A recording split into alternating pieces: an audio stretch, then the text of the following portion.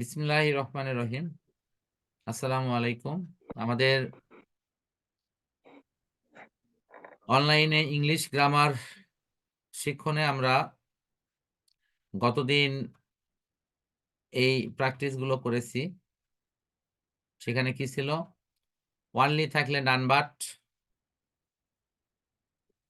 এটা ব্যক্তির ক্ষেত্রে।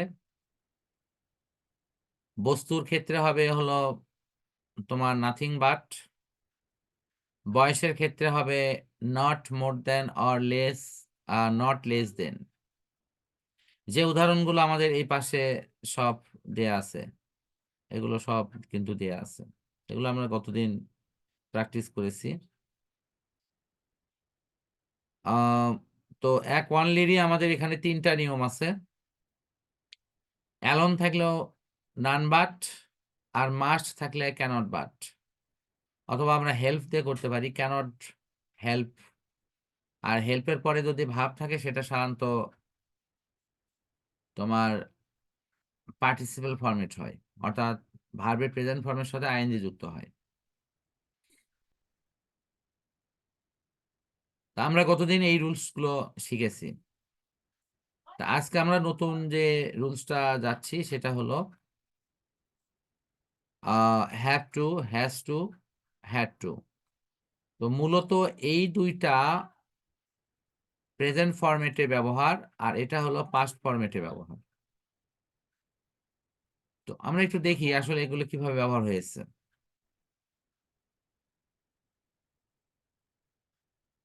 তো হ্যাভ টু ব্যবহার হলে ক্যানট বাট, ওই আগের যে রুলস তোমরা দেখলে, এই ক্যানট বাট অর্থাৎ এটাকে উচ্চারণে আমরা বলি কান্ট বাট।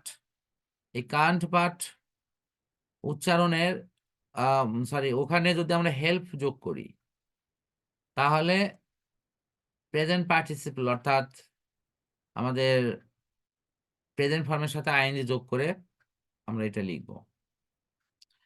যেমন we have to live this beautiful world. এখানে আমাদের একটা কথা হলো যে হ্যাভ টু, এই কথার অর্থ কি? এই হ্যাজ টু হলো কিন্তু সেম।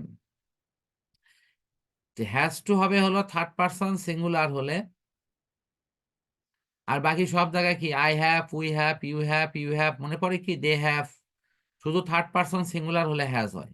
মনে আছে কি যে টেন্সের বেলায় যে কনজুগেশনের যে রুলস গুলো আছে, এটা কি সবার জানা আছে? একটু মতামত দাও। যদি জানা থাকে স্যার কি সেটাও বলবেন? বলো, জানা না থাকে অথবা জানা আছে মনে নেই সেটাও বলতে পারো। স্যার বুঝতে পারি না, আরেকবার একটু আচ্ছা বললে। ঠিক আছে, বলতেছি। এই যে হ্যাভ আর একটা হলো হ্যাজ, এই দুটো শব্দ না? হ্যাঁ। এই দুটো শব্দ কোথায় ব্যবহার হয়? প্রেজেন্ট পারফেক্ট এবং প্রেজেন্ট পারফেক্ট কন্টিনিউয়াস। কন্টিনিউয়াসে বিন শব্দটা যোগ হয়, আর পারফেক্টে হ্যাঁ। শুধু হ্যাভ আর হ্যাজ হয়। মনে আছে তো? এবার হ্যাঁ আমি স্যার। বলতেছি যে আরেকটা আছে ভার্ব হ্যাঁ। To have. এই হ্যাভ আর হ্যাজ এর ব্যবহার যে আছে, আমাদের মোট মিলে সাবজেক্টের ফর্ম হলো 6টা। হুম। 6টা ফর্ম কোথায় কোথায় আছে আমরা একটু দেখি। আহ এখানে একটু খেয়াল করো।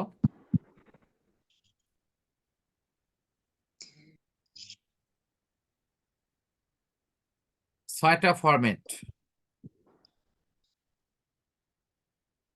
মনে করো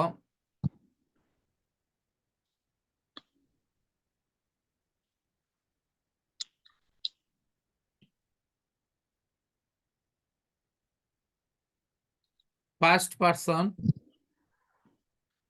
সেকেন্ড পারসন, আর কি থার্ড পারসন। Third person.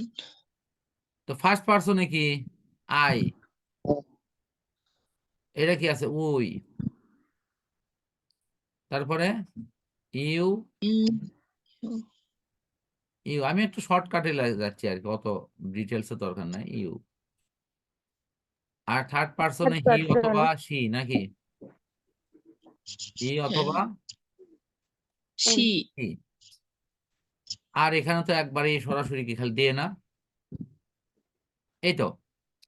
এখন আমার প্রশ্ন হলো যে কোন ঘরে কারা কারা হ্যাঁ। বসে, কারা হুম। কারা বসবে? এইখানে শুধু হুম। হ্যাজ বসবে, আর বাকি সব জায়গায় হ্যাভ না।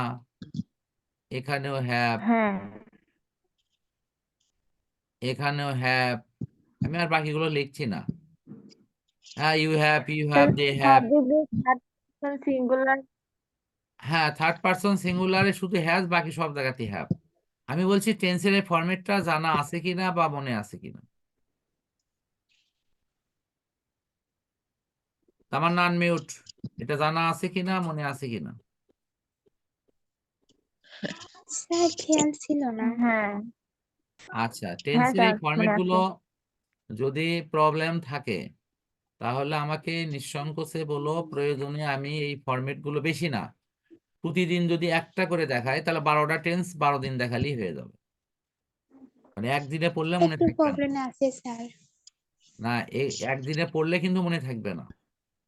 বাট 12টা যদি 12 দিনে পড়ো এবং তোমরা নিজেরাও যদি বাসায় প্র্যাকটিস করো, আমি প্রয়োজনে ওই নোটগুলো তোমাদের গ্রুপে দিয়ে দেব। আমি শিখাই দিলাম সামান্য কিছু, আর বাকিটা তোমরা নোট থেকে নিজেরা প্র্যাকটিস করলে।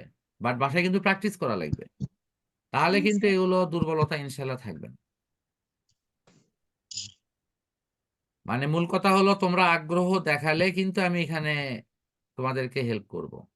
আগ্রহ না দেখালে তাহলে এগুলোতে হয়তো আমার হেল্প করাটা সীমিত হয়ে যাবে, ইভেন এটা ক্লোজও হয়ে যেতে পারে।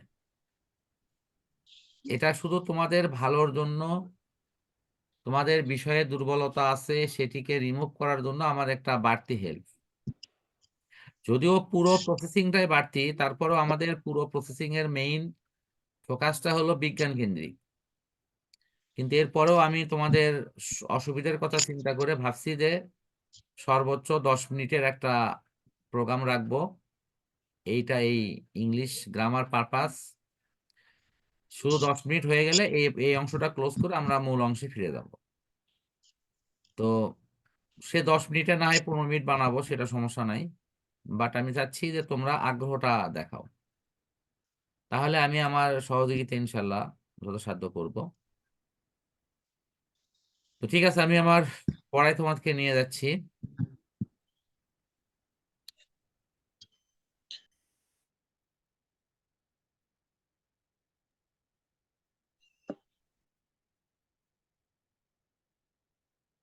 এখন দেখো, আহ তাহলে আমি কি বলতে পারি না এই হ্যাভ আর হলো হ্যাজ, এই দুটোর ব্যবহার আসলে একই, শুধু পার্থক্য হলো থার্ড পারসন সিঙ্গুলার আর বাকি 5টার জন্য হ্যাভ। শুধু এইটুকুই মনে রাখো। এটা আই হলেও কিন্তু হ্যাভ হতো, উই হলেও হ্যাভ, আর দে হলেও হ্যাভ, ইউ হলেও হ্যাভ। আমি বুঝাইতে পারছি কি? শুধুমাত্র হি অথবা শির ক্ষেত্রে হ্যাজ। ক্লিয়ার এটা? বাট এই হ্যাড নিয়ে হ্যাঁ কিন্তু স্যার কোনো প্রবলেম নাই। হ্যাডের কিন্তু ওই যে যে 6টা ফরম্যাট দেখলে না, সব জায়গাতে কিন্তু হ্যাড আছে। মানে I had, we had, you had, you had, they had বা হি হ্যাড, সবই আছে। ক্লিয়ার? মানে হ্যাঁ এটাতে কোনো স্যার প্রবলেম নেই, এই হ্যাড নিয়ে কোনো সমস্যা নেই। তাহলে এখন আমার প্রশ্ন হলো এই হ্যাভ টু বা হ্যাড টু বা হ্যাজ টু এটা কোথায় ব্যবহার হয়? যদি কোনো ব্যাপারে বাধ্যবাধকতা থাকে যে আমাকে ওই জায়গায় যেতেই হবে, যেমন আমরা গান গাই সুন্দর ওই পৃথিবী থেকে চলে যেতে হবে, তো বলো কেউ যদি আড়ি ধরে যে না আমি এই পৃথিবী থেকে যাব না, এটা কি আড়ি ধরে থাকতে পারবি সে?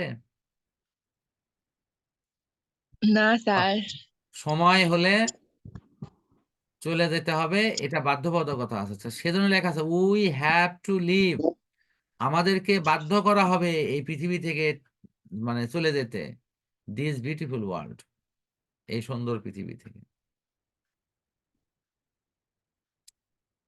ঠিক তো নাকি?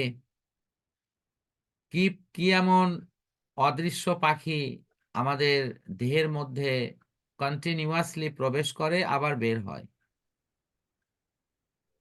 বাট এই পাখি যদি একবার বের হয়ে যাওয়ার পর আর না ঢোকে, তাহলেই আমরা ওই দেহকে বলি লাশ, তাই বলি না? হ্যাঁ হ্যাঁ, যতক্ষণ ধরে ওই পাখি আছে সেই পাখিটাকে তোমরা, তার যা খোরাক, তার খোরাক হলো আল্লাহর বাণী, তার খোরাক। অর্থাৎ যত তুমি আল্লাহর বাণী তাকে শোনাবা, তাকে ওটা নিয়ে চর্চা করবা, এটাই ওটাই ওই আত্মার খোরাক। আর এই খোরাক যত না দিবা তত ওই আত্মা আস্তে আস্তে মরে যাবে। তা আল্লাহ আমাদের সেটি বোঝার তৌফিক দেখ। তাহলে আমরা এখানে দেখো ফার্স্ট টেন্স হলে হ্যাড, যেমন লেখা আছে we had to join this study out hour, মানে সরি মানে আমাকে সেই শিক্ষা সফরে যোগ দিতে হয়েছিল। নিশ্চয়ই উনি ওই মানে স্টাডি টাওয়ার অর্থাৎ শিক্ষা সফরের দায়িত্বে ছিলেন, সুতরাং তাকে যেতেই হয়েছিল। এটা কিন্তু পাস্ট টেন্স, পাস্ট ফরম্যাট। আমি যদি এখানে হেল্প ইউজ করি, তাহলে I could not but join the study tower. এখানে আমি এই বাট কুড নট বাট, আর একটা হলো ক্যানট হেল্প ইউজ করতে পারি। দুটাই ফর্মেটে আছে। এই কুড নট বাট ইউজ করলে এটি হয় হলো তোমার কম্পাউন্ড সেন্টেন্স। ওই একই জিনিস এই কম্পাউন্ড সেন্টেন্সই পরিবর্তন করে সিম্পল করা হয়েছে। এটা I cannot help joining the study tower. তোমরা যখন এই যে সিম্পল কমপ্লেক্স শিখবা, তখন এই দুটা বাক্য, এই ধরনের বাক্য সেখানে পাবা, যে একই বাক্যকে কিভাবে আমরা কম্পাউন্ড থেকে সিম্পল করতে পারি। এই ফরম্যাটের বাক্যগুলোকে এইভাবে করা হয়।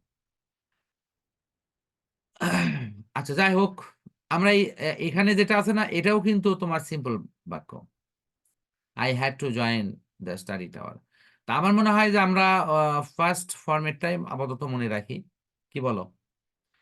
অ্যাফার্মেটিভে আই হ্যাড টু, ওকে। তাহলে আর হ্যাজ টু এখানে আছে he has to run his family. মানে কেউ সংসার করার পর এ কথা কি বলতে পারে যে কাল থেকে আর সংসার চালাবো না? বলো, একটু মতামত দাও। কেউ বলতে পারবে? না না হ্যাঁ, স্যার। বিয়ে শাদী করছি, বউ চলার দেখতে পারবো না। তার মানে বিয়ে করার পর তাকে সংসার চালাতে হয়, সে সংসার চালাতে বাধ্য। এই জন্য লেখা আছে he has to run his family. এই রান মানে কিন্তু ফ্যামিলিকে নিয়ে দৌড় পাড়া না, এই রান মানে তার ফ্যামিলিকে নিয়ে চালিয়ে যাওয়া। এই চালিয়ে যাওয়া মানে তো বোঝো, তার ফ্যামিলির সমস্ত দায়ভার ভরণ পোষণ বহন করা। মানে কিন্তু দেওয়া আছে রান, কিন্তু আসলে রানের মানে কি রান বোঝাচ্ছে? না স্যার। এটার নাম হলো আম, অর্থ হয় দু রকম, একটা হলো শব্দার্থ, শব্দার্থ হিসেবে রান হবে মানে দৌড়ানো। আর ভাবার্থ হলো আসলে ওই সংসারটাকে চালিয়ে নিয়ে যেতে হবে। আর চালিয়ে নিয়ে যাওয়ার অর্থ নিশ্চয়ই তোমরা এটা বোঝো। তা আমরা আজকে আহ শেষ নিয়মটার দিকে দেখবো ইংলিশের। শেষ নিয়মটা হলো নিডেড টু, আর নিড টু আর নিডেড টু।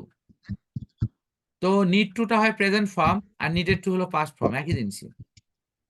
মানে প্রয়োজন ছিল, দরকার ছিল, এরকম বলে না তুমি ওখানে গিয়েছিলে কেন, কয় না ওটা যাওয়ার খুব দরকার ছিল। তো যদি দরকার প্রেজেন্ট টেন্স হয়, তাহলে I need to go home, আমাকে বাড়ি যাওয়া দরকার। আর অতীতে কোনো প্রয়োজন ছিল, তাহলে I needed to go home, এর অর্থ হচ্ছে আমার হয়তো কালকে বাড়ি যাওয়ার খুব দরকার ছিল। সেক্ষেত্রে আমরা এই ব্যাপারটা বলি যে গতকাল আমার যাওয়ার খুব দরকার ছিল। আহ তা আমি আশা করি যে এই নিডেড টু বা need to, have to, has to, এগুলোর ব্যবহারের ফরম্যাট কিন্তু প্রায় সেম। অর্থাৎ এক ধরনের বাধ্যবাধকতা যদি থাকে, তাহলে আমরা সেখানে এই ধরনের ফরম্যাট ইউজ করি। অর্থগত মানে যখন আমাদের প্রয়োজন ছিল, দরকার ছিল, তখন ব্যবহার করব নিড টু বা নিডেড টু। আর যখন আমাদের উম, বিষয়টাকে প্রয়োজন বাট আরেকটু বাধ্যবাধকতা দেওয়া আছে, সেখানে হ্যাভ টু বা হ্যাজ টু অথবা হ্যাড টু ইউজ করব। তাহলে আমরা এই ফরম্যাটটা আজকে আপাতত ক্লোজ করে দিচ্ছি। আহ সবাই বুঝতে পারছো কিনা, অথবা কারো কোনো প্রশ্ন থাকলে সেটিও করতে পারো।